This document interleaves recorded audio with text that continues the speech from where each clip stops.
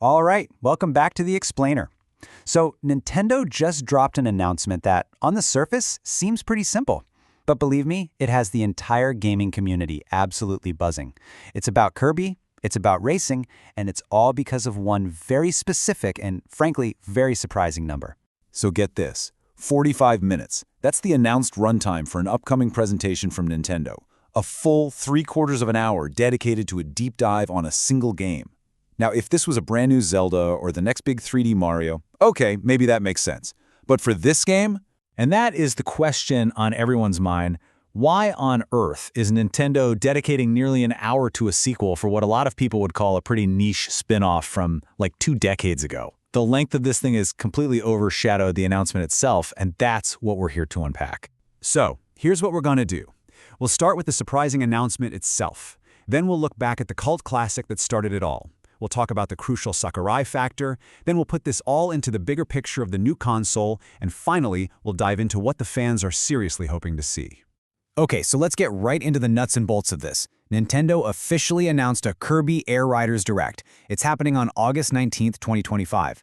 This is a brand new title, a direct sequel to a GameCube classic, and it's slated for the Nintendo Switch 2. And this is where things get really interesting. Look, the announcement alone was enough to get a certain group of fans excited, for sure. But that 45-minute runtime, that made everybody stop and pay attention. I mean, think about it. A recent Donkey Kong Direct was only, 15 minutes? A runtime this long is a huge signal from Nintendo, and it turned a simple game reveal into a massive mystery. You know, to really get the hype here, you have to understand that this isn't just some random Kirby spin-off. This is the long-awaited return of a truly beloved and honestly kinda weird cult classic. I mean, just look at this timeline. It's kinda wild when you see it laid out like this. The original game Kirby Air Ride came out way back in 2003. We're talking about a 22-year gap. The fans who played this as kids have been waiting pretty much their entire adult lives for this. And you can't overstate how much of the hype is wrapped up in that long wait. See, the thing about the original is that it wasn't just a simple racing game. It became a legend because of one very specific mode, City Trial. In City Trial, you'd spend about 7 minutes flying around this big open city, grabbing these little stat boosts to power up your machine. And then, at the end, the game would just throw you all into a random final showdown. It was like part racer, part chaotic party game, and kind of part battle royale before that was even a thing. People played it for hundreds of hours. And this quote from Reddit user Taco Rocco, it just hits the nail on the head. For so many people, City Trial was the game. It was everything. It's the heart and soul of this series, and for the fan base, getting this mode right in the sequel is completely non-negotiable. Okay, so the history is a huge piece of the puzzle, for sure. But there's this other, let's call it the X factor. And that factor has a name, Masahiro Sakurai. You know, this comment from Paperclip Slip on Reddit just captures the feeling perfectly. Sakurai isn't just some developer behind a curtain. He's a phenomenal presenter. The community has this immense trust in him. They know if he's going to take 45 minutes to talk about a game, it's because there's a ton to talk about, and he's going to do it with this infectious passion that just gets you hyped. And if you're not familiar with the name, you are absolutely familiar with his work. This is the guy who created Kirby in the first place, and oh yeah, the entire Super Smash Bros. Series. He is legendary for packing an unbelievable amount of content into his games. So when fans see Sakurai and 45 minutes in the same sentence, they don't see a long video, they see a promise of a game that is just bursting with features. And that leads to this huge fan theory that's been making the rounds for years. The idea is that after basically a decade of non-stop work on Smash Bros., this new Air Riders game is his reward. It's his ultimate passion project. The thinking goes that he agreed to keep making Smash as long as Nintendo would eventually let him make the Air Ride sequel he's always wanted to make. A 45-minute deep dive kind of feels like proof that he's finally getting to make his dream game, with no compromises. But, you know, we gotta zoom out for a second, because this isn't just about one game or even one creator.